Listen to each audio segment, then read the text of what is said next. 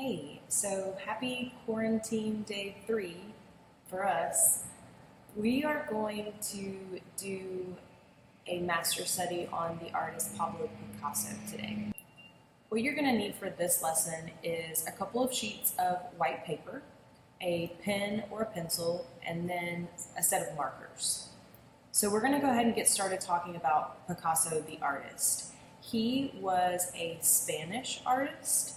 He was born in 1881 and died in 1973. He was a very talented artist. He did everything from painting to sculpting to printmaking. He also explored some theater art. He was a poet and did some stage designs as well.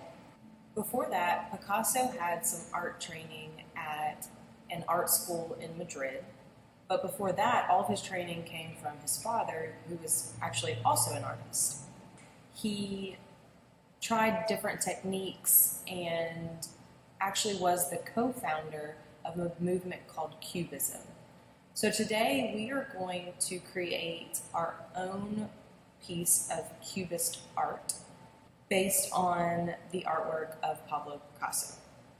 We're going to start by brainstorming. So you're going to need one of your white sheets of paper and then a pencil or a pen. So we're creating a portrait based on Cubism, which Picasso co-founded.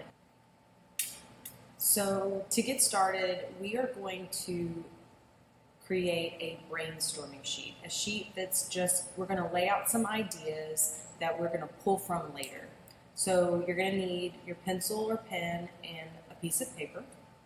And we're going to start by drawing some organic shapes.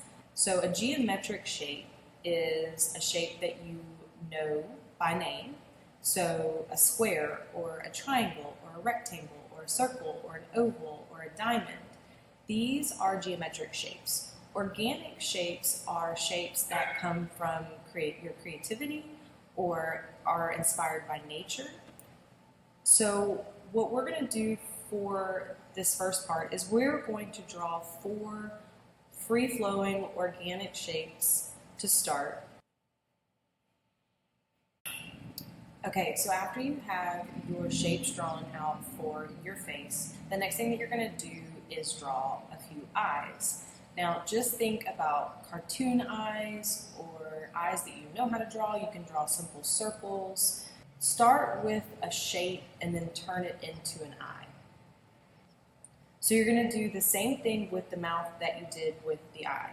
Drawing mouths, they can be smiling, they can just be the lips, they can start with a shape and then turn it into a mouth.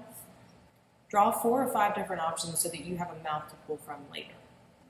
Okay, so now that we're done with the brainstorming process, we have some different shapes for the face, we have some different options for eyes, and we have some options for the mouth. We're going to go ahead and get started on the portrait part of this. So what you're going to do is you're going to choose randomly one of the shapes that you have drawn on your brainstorming paper. So pull one off and draw it big on your portrait paper. After you have drawn the shape for your face, we are going to draw some hair. I suggest using some curvy lines or some zigzag lines to add some crazy hair.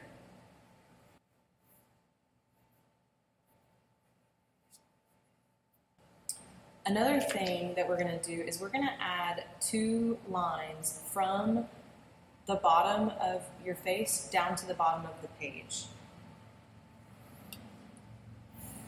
Don't want any floating heads. Now, the next step is to add a line down the middle of your face shape. So choose a line. It can be a curvy line or it can be a zigzag line. Now, remember to look back at your brainstorm paper for this part. We're going to draw 2 eyes on this paper, one on each side of that curvy or zigzag line that you just drew. You can make one of them big and one of them small. You can even try turning your paper a little so that whenever you're drawing your eye, whenever you straighten your paper back up, it's kind of tilted. We want to make it funky. Cubism is all about twisting and distorting the views in images and objects. So that'll help you do that, is making sure that some things are small, some things are big, some things are crooked, and some things are straight. It'll give you that cubist effect.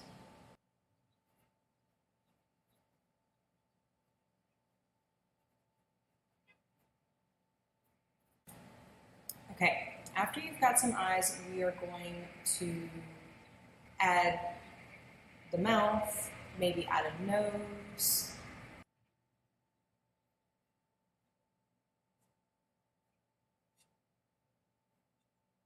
So when you have all of the features drawn onto your face, my last suggestion is to maybe throw in some shapes and patterns and lines to sort of break up the empty space. For this part, you can add straight lines, zigzag lines, curvy lines. You could add circles or different shapes. And all we're doing is breaking up this negative space in our art.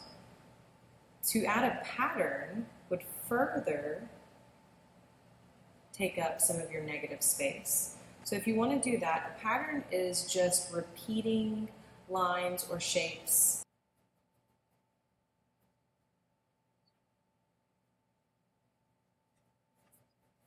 Okay, so I went in, I added some different lines, I added some shapes to kind of break up my negative space, and this is what I have now. This is my Cubist portrait. Now, I did this earlier also and came up, I used the exact same brainstorming sheet and came up with something wildly different. After you have gotten to this point, all that's left to do is to color. And then I would suggest going over your pencil or your marker with a black marker or a Sharpie marker to really let those lines pop.